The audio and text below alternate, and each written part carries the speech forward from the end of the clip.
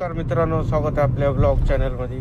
तर मित्रांनो, आजचा व्हिडिओ बनवायचा मुद्दा असा आहे की चालवते हुंडाईची आवरा 1.2 petrol plus CNG model. Alignment पण केले मित्रांनो, तरी पण हा प्रॉब्लेम काय सॉल्व्ह होत नाही. स्टेरिंग असं सोडलं की राईट साईडला गाडी ओढायला ऑटोमॅटिक. शोरूमला पण दाखवलं पण शोरूमचं काय रिस्पॉन्स नाही. आता हे फक्त एवढ्या एका युनिटमध्ये प्रॉब्लेम आहे का औराच्या सगळ्याच व्हेरियंटमध्ये प्रॉब्लेम आहे राईट साईड वडायचा?